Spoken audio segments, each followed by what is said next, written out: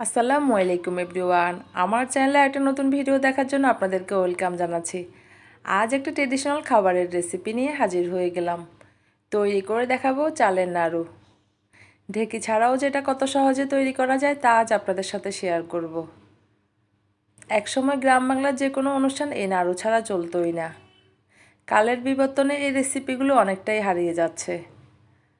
আর যারা এই ধরনের খাবার পছন্দ করেন, আশা করছি রেসিপিটি তাদের ভালো লাগবে। এখন আমি চলে যাচ্ছি মূল রেসিপিতে। এরপর এখানে আমি 2 কাপ চালকে ভেজে নিয়েছি। এই চাল ভাজার রেসিপিটা কিন্তু আমার চ্যানেলে আছে, আপনারা চাইলে দেখে নিতে পারেন। লিঙ্কটা আমি ডেসক্রিপশন বক্সে দিয়ে দিব।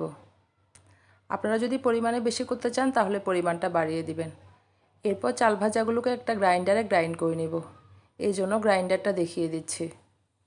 আমি কিছুটা পরিমাণ চাল ভাজা একটা গ্রাইন্ডারে জারে নিয়ে নিচ্ছি। অল্প অল্প করে এটাকে গ্রাইন্ড করে নিতে হবে। আপনারা চাইলে শিলপাটাতেও এটাকে বেটে নিতে পারেন। আমাদের গ্রামে এই কাজটা ঢেকিতে করে। আর চাল ভাজাটা কিন্তু বেশি মিহি হবে না, একটু দানা দানা থাকবে। গ্রাইন্ড করা হয়ে গেলে এটাকে আমি একটা চালনিতে নিয়ে নিচ্ছি। নিয়ে এটাকে আমি চেলে নিচ্ছি, যাতে করে বড় অংশগুলো চালনিতে থেকে যায়।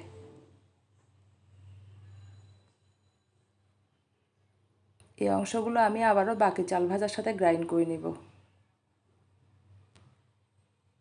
এভাবে করে আমি সবগুলো চাল ভাজা গ্রাইন্ড করে নিচ্ছি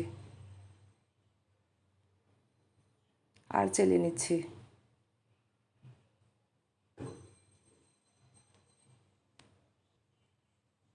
গ্রাইন্ড করার পর চাল ভাজাটা ঠিক এরকম হবে। এই চাল ভাজাগুলোকে আপনারা অনেকদিন পর্যন্ত এয়ারটাইট জারে ভরে সংরক্ষণ করে রাখতে পারবেন। যখন সময় পাবেন তখন আরও তৈরি করে নেবেন, এতে করে কাজটা আরও সহজ হয়ে যাবে। এখানে আমি কিছুটা পরিমাণ মৌরি বা মিষ্টি জিরাকে শুকনো খোলায় টেলে নিয়েছি। এরপর একটা হামাদিস্তা দিয়ে এগুলোকে গুঁড়ো করে নিচ্ছি। চাইলে চাল ভাজার সাথেও এটাকে গ্রাইন্ড করে নিতে পারেন। গুঁড়ো করা হয়ে গেলে এগুলোকে আমি গ্রাইন্ড করে রাখা চাল ভাজার মধ্যে দিয়ে দিচ্ছি। এতে করে নাড়ুতে সুন্দর একটি ফ্লেভার আসবে। দিয়ে ভালো করে সব একসাথে মিশিয়ে নিচ্ছি। আর দিয়ে দিচ্ছি আধা কাপ মুড়ি। এই মুড়ির কারণে নাড়ুর বাইন্ডিংটা ভালো হবে। মুড়িটাকে দিয়ে সব ভালো করে একসাথে মিশিয়ে একপাশে রেখে দিচ্ছি। এখন নাড়ু তৈরি করার জন্য এখানে আমি নিয়েছি 250 গ্রাম খেজুরের গুড়। আর গুড়গুলোকে একটু ছোটো টুকরা করে কেটে নিয়েছি। এরপর গুড়গুলোকে একটা প্যানে নিয়ে নিচ্ছি। দিয়ে দিচ্ছি আধা কাপ পানি। পানির পরিমাপটা এখানে বুঝে ব্যবহার করবেন। পানিটাকে দিয়ে এটাকে আমি চুলায় বসিয়ে দিচ্ছি আর চুলার আঁচটা মাঝারি করে দিয়েছি। এখন এটাকে কিন্তু অনবরত নাড়তে হবে, যাতে করে নিচে লেগে না যায়। আর এটা ফুটে ওঠা পর্যন্ত অপেক্ষা করছি। 10 মিনিট পর গুড়টা গলে অনেকটা ঘন হয়ে গিয়েছে। একটা আঙ্গুল দিয়ে দেখবেন, যদি একটু আঠালো মনে হয় তাহলে মনে করবেন গুড়টা হয়ে গিয়েছে। এর থেকে বেশি ঘন করা যাবে না। এখন এটাকে আমি চুলা থেকে নামিয়ে নিচ্ছি। এরপর গুড়গুলোকে চুলা থেকে নামিয়ে গরম অবস্থায় শুকনো উপকরণগুলোর মধ্যে দিয়ে দিচ্ছি। অবশ্যই গরম অবস্থায় দিয়ে দিতে হবে। দিয়ে একটা হামাদিস্তা দিয়ে এগুলোকে চেপে চেপে মিশিয়ে নিচ্ছি। গ্রামে এই কাজটা ঢেকিতে করে, আমার কাছে তো ঢেকি নেই, তাই আমি হামাদিস্তা দিয়ে কাজটা করছি। অনেকটা দুধের স্বাদ ঘোলে মেটানোর মতো। আর খুব দ্রুত এই কাজটা করতে হবে, ঠান্ডা হয়ে গেলে কিন্তু কাজটা করা কঠিন হয়ে যাবে। একটু চেপে চেপে সব মিশিয়ে নিচ্ছি।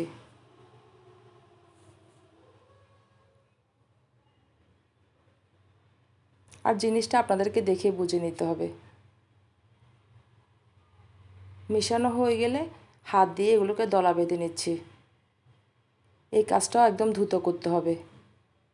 আর গরম থাকা অবস্থায় কিন্তু কাজটা করতে হবে, ঠান্ডা হয়ে গেলে কিন্তু এটাকে আর দলা বাঁধা যাবে না।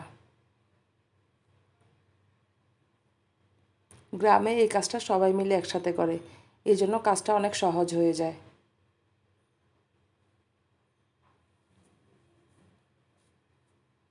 আগেরকার দিনে গ্রামে কোনো উৎসব মানে এই নাড়ু তৈরি করা। এখন এটা অনেকটা চোখে পড়ে না।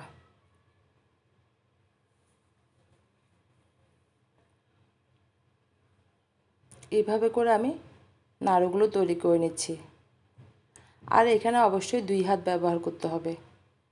আর কাজটা একটু সাবধানে করতে হবে, কারণ মিশ্রণটা অনেক গরম।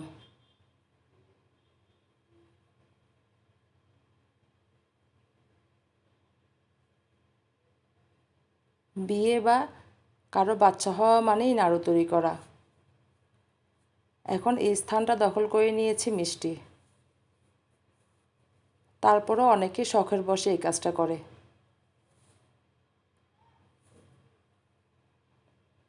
দুই হাতে তালু দিয়ে চেপে চেপে দলাটা পাকিয়ে নিতে হবে। আমি আপনাদের বোঝার সুবিধার্থে একদম আনকাট রেখেছি। আর আমি কিন্তু হাতটাও ভালো করে ধুয়ে নিয়েছি।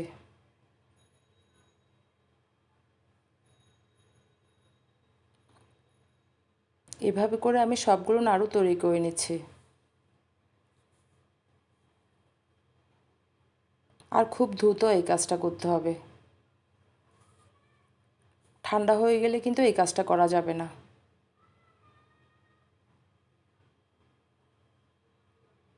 আমার সবগুলো নাড়ু তৈরি করা হয়ে গিয়েছে।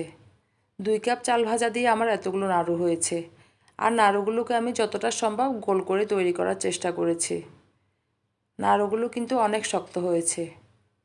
এটা কিন্তু আরও শক্ত হয়ে যাবে। আমি একটা নাড়ু ফেলে দেখাচ্ছি। দেখুন, এটা কিন্তু ভাঙছে না, অনেক শক্ত। আর একটা পারফেক্ট নাড়ুর বৈশিষ্ট্য হচ্ছে এটা একদম শক্ত হবে। আমি একটা জাতা দিয়ে কেটে দেখাচ্ছি। দেখুন এটা কতটা শক্ত হয়েছে, আর খেতেও কিন্তু অনেক মজা হয়েছে। এরপর এগুলোকে আমি পরিবেশন করে নিয়েছি। এই নাড়ুগুলোকে আপনারা এয়ারটাইট জারে ভরে 6 মাসের মতো সংরক্ষণ করে রাখতে পারবেন। আমি একদম সহজভাবে দেখানোর চেষ্টা করেছি। আর যদি রেসিপিটি ভালো লেগে থাকে তাহলে একটা লাইক দিবেন, শেয়ার করবেন ফ্রেন্ডস অ্যান্ড ফ্যামিলির সাথে। আর এরকম নিত্য নতুন ট্রেডিশনাল রেসিপি পেতে চাইলে আমার চ্যানেলটি সাবস্ক্রাইব করে আমার চ্যানেলের পাশে থাকবেন। আবারও চলে আসবো সহজ কোনো রেসিপি নিয়ে। সে পর্যন্ত ভালো থাকবেন সবাই, আর আমার জন্য দোয়া করবেন। আল্লাহ হাফেজ।